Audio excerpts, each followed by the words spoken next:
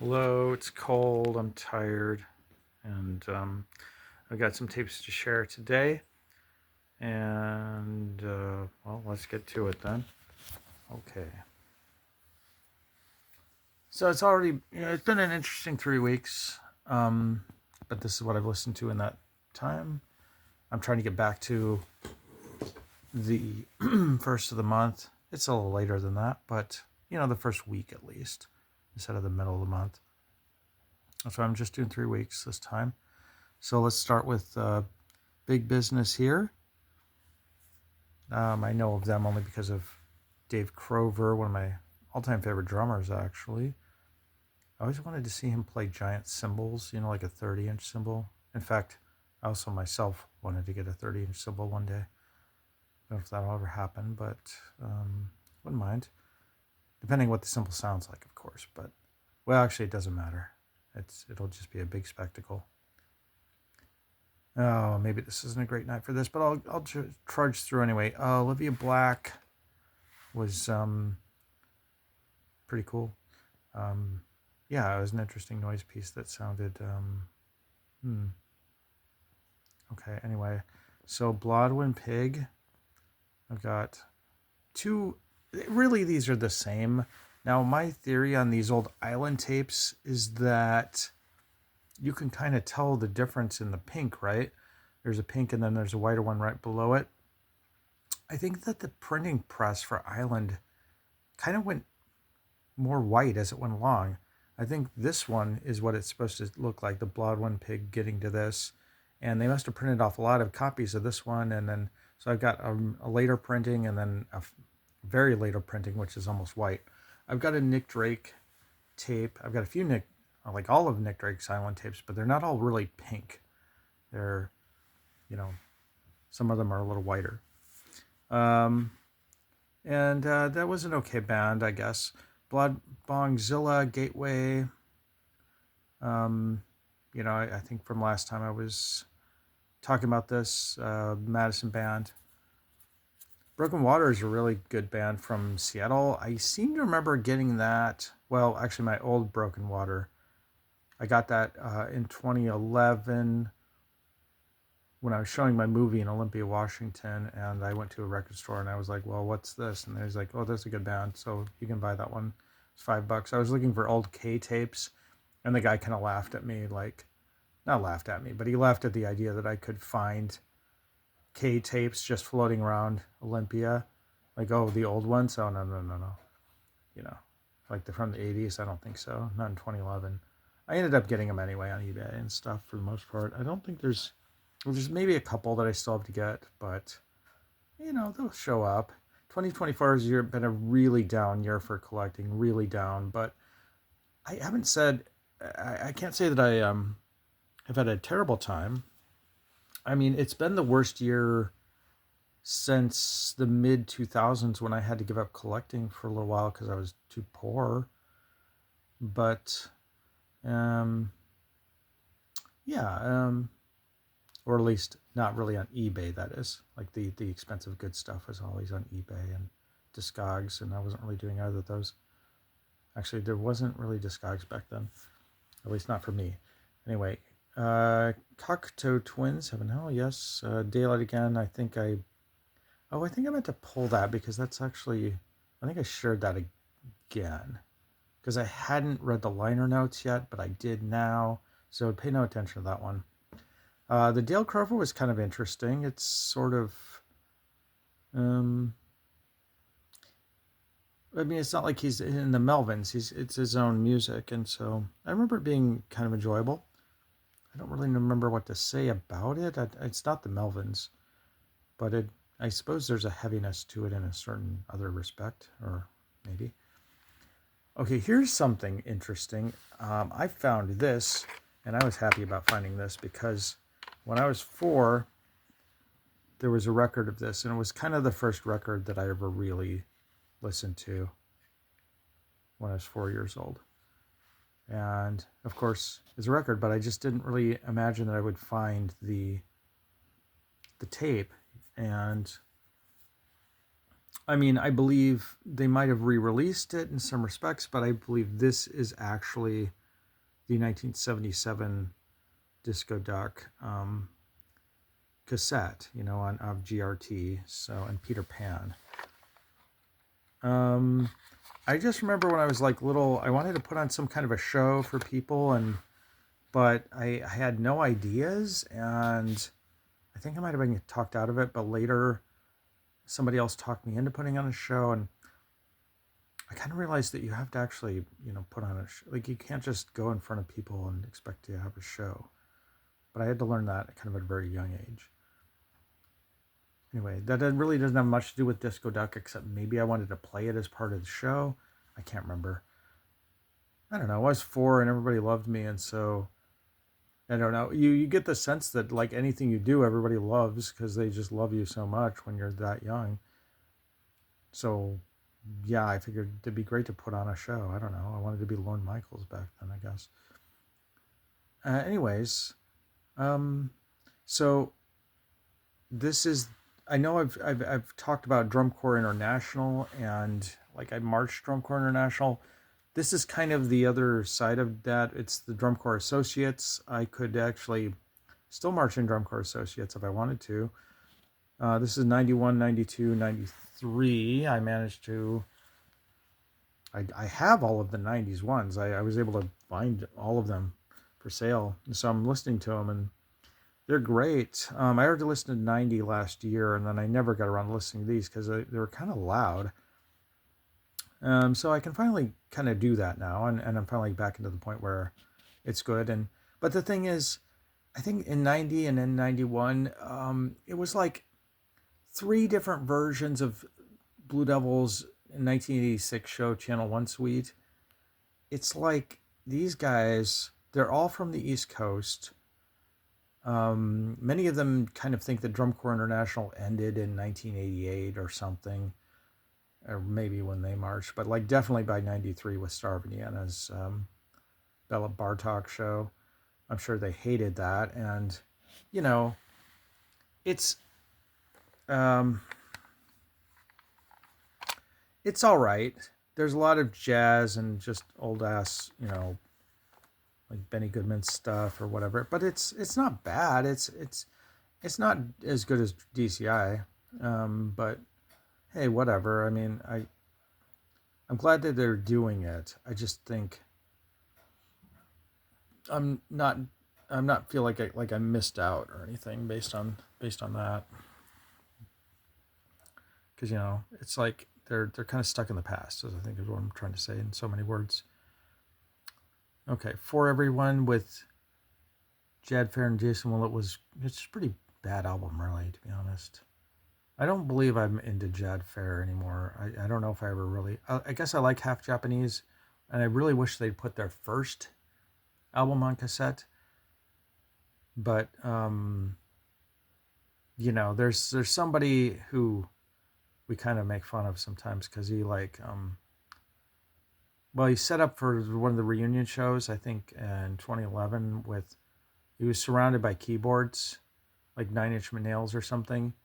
Like, he spent a half an hour setting this thing up, this whole rig, and then proceeded to play 4 notes that were like just chromatically in succession, you know, da da da da da da da da da da da, over and over again for half an hour, and it was just cranked.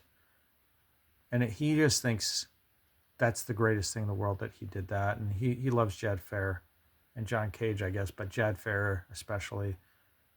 That like anything you do is great, and like, and it's just not really. No, anything you do is not great. I had to like talk to the police because of his set and stuff. So no, it wasn't fun for anybody. Anyway, Front 4242, Never Stop. I just listened to that, and again, yeah, I don't know. It's industrial music, but it's not. I feel like I listen to that sort of thing, and I feel like I could have done that. Maybe I could never do what Front 242 does, and it's from the 80s, and so that's why it's good. This is good. Diamanda Galas with John Paul Jones. I was kind of get curious because I really like a lot, love Diamanda Galas's music. And I kind of imagined her being like, for whatever reason, like, you know, you hear somebody and you imagine what kind of person they might be. I imagine Diamanda Galas being just this really kind, never had a kind word for anybody kind of person. And that's definitely not who she is. She's extremely opinionated about whatever she's saying. Like, I don't know why I wanted her to be some like angel or something for me, for just to make me feel better about my life or something, but it's definitely not who she is. And it's fine that she's not. It's okay. But sometimes you meet somebody who, like on stage or whatever, has a grating personality or grating music, and then they're just like the nicest person. And it's just like, it makes you feel good about like how, like, art doesn't have to be like life, I guess, or like it doesn't have to be like that person you are. Grateful Dead Go to Heaven. Why was I? There was some reason why I was all about that. Oh, I think I talked about it last week, because yeah, this is the same tape but a slightly different version. So I just listened to it again. Well, I mean, I listened to that tape, which is a different version. That is. I just listened to Roadhawks by Hawkwind, and wow, I guess somehow I've only heard like Hawkwind's two like 80s albums, which were not very good. I mean, or at least not like this. Like Hawkwind, I've never really listened to them. I don't know why, because like they're a really good band. So I was like, all right. So I mean, both excited and disappointed that I didn't collect them more back in the day, because I kind of had to pass on a lot of it. I was going to get a whole bunch of it, and I was kind of like, well, it's getting too much money. And who knows, I'll be able to get it again. The Hussy are a Madison band. Yeah, whoever was interviewing them thought they were the greatest band, and it's like, I guess it's kind of impressive that there are only two of them. There's like a guitar and a drum, so they definitely put out a full band sound for having two people. I think that's the best thing I can say about them. Let's see what else we got. Oh, I like Thurston Moore's new one. Yeah, I did. It was let's see. Well, yeah, some of it, the stuff that sounded like Sonic Youth's Shadow of a Doubt, but like a more developed version. I really just, well, I'm just glad it exists. I'm glad I bought it. It's a brand new album that just came out. No real need to comment on Nirvana Bleach. It's just, I have many versions of that, including the first three. Well, yeah, I guess I will comment on it. Including the first three from Seattle were the first release. Now everything on this one says like re-release, and it's a little bit strange. They said, make a big deal out of digitally remastered, and I think it's from '92. So that's cool. But the original ones are from 1990. They say 1990 on them, and they've got a little bit of a different look. And they're not digitally remastered. I've got a white, a clear, and a black Bleach. I also have this live one here that I just got. Nothing, The Great Dismal. I really liked that one. I got to get more Nothing. The Police. Stuart Copeland's been showing up on like my Facebook sometimes, so I figured I'd just listen to The Police and just remember, like, and I watched a video of him playing, and it's like, he looks like, if you just watch it with the sound off, you'd think it was completely terrible drumming, because he looks kind of stiff these days. But it's not. It's totally in the pocket. It's completely good.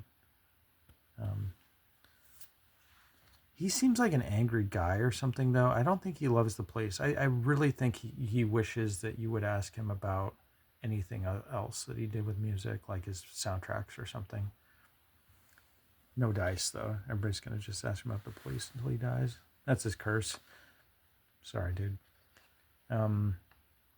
Sebadoh, this is actually a promo of a single. Sebadoh is one of my favorite bands, so they are a 90s group. Oh, yes. When I was talking before about, I can't remember now which, was I talking about this? Drumming? Oh, yeah, with Front 242. How it seemed kind of basic to me. And in fact, like I didn't think a lot. Well, it was very rhythmically interesting or whatever. Ty Segall's Love Rudiments, even though I think Ty Segall is great, this album, Love Rudiments, is a drum album, and the whole time I'm thinking like, I could do better than this. I mean, and I kind of want to, if I can. I've got a whole bunch of drum rhythms written 20 years ago that are, I got to prove it though. I can't just say I'm great, you know. I keep making this mistake with my tape collection too, where I keep telling everybody it's the greatest tape collection in the world, and then they all get mad at me for saying that, and or jealous maybe, but I feel like they don't like it when I say that. The Sixths Wasps Nests is a good album. I think that was all on purpose by whoever did it. I suspect that the existence of a wasp nest isn't really the point. It's got a number of different singers, including some from the the Wimp rock bands that would come later. I think, like the Magnetic Fields or something. Wasn't he in, I don't know, some other Wimp rock band? Did he ever form like Death Cab for Cutie or one of those? I'm not really sure. He might have been. I might be wrong. But it's a good album. And I guess that Smashing Pumpkins was all right if you like them. Oh, yeah. Speaking of Sonic Youth Goo, now look at this version. What is this version? It's like, it just looks kind of different, doesn't it? It's the Green Club Riviera version of Goo from, I'm not sure where, Malaysia? Who knows? It was very cheap and I bought it. I've been listening to more Tangerine Dream. They're okay. You know, Hawkwind is kind of like Tangerine Dream in a weird way. I don't know. I guess they're both on like Virgin / United Artists / Island or something. They have this kind of same, maybe they're nothing alike, but I don't know. Because I've been listening to both of them, I kind of correlated them a little bit. Tree People is also a very good band. Oh, this is a Vietnamese tape, which for some reason these things go for like at least $20 on eBay, and then like people buy a whole bunch of them and it'll end up paying like $500. I don't understand it. I think I've talked about this before, that like the bass playing is incredible on these albums, but I don't quite get it. The people also look kind of androgynous or something, like the guys are wearing makeup and stuff. So it's very interesting. You see, it's different. It's really different. Finally, Zoo Rave is a 89? I forgot. Probably 92. Okay. 92 rave album. I enjoy the early techno music. I think it's really interesting. And that's about it for this week. Yep, I'm getting back into my movie again. I had an unforeseen thing happen and sort of just derailed me for like 2 months, but I'm really starting to get back into the movie now. And in fact, I'm going to be they're going to be doing an interview with me, Ben, and Jeremy, who all of us were in I would say the main people in Backstroke of the West. I'm trying to get Ariel as well, who played the Plum of, but that's probably a long shot. I don't know that she would want to do it, or, you know, maybe just kind of say like, oh, that'd be great, but, I'm not counting on it. Let's just put it that way. But it's not that I am counting on Ben and Jeremy. I mean, Anakin and Obi-Wan Kenobi and Palpatine are kind of the main characters in Revenge of the Sith, and likewise Ala Gold, Obi-Wan Kenobi, and Speaker D are the main characters of Backstroke of the West. You can make an argument for the Plum of too, but I must have those three people, and we have a plan to do this interview with somebody who did the interviews for the Dub Gatherers projects, which was the same kind of movies inspired by Backstroke of the West, but with a different cast. So I'm really looking forward to that. I will be getting into some serious minutia and stuff about the film that I made. 17 years ago. All right, and that's good for this time, and I'll see you next time.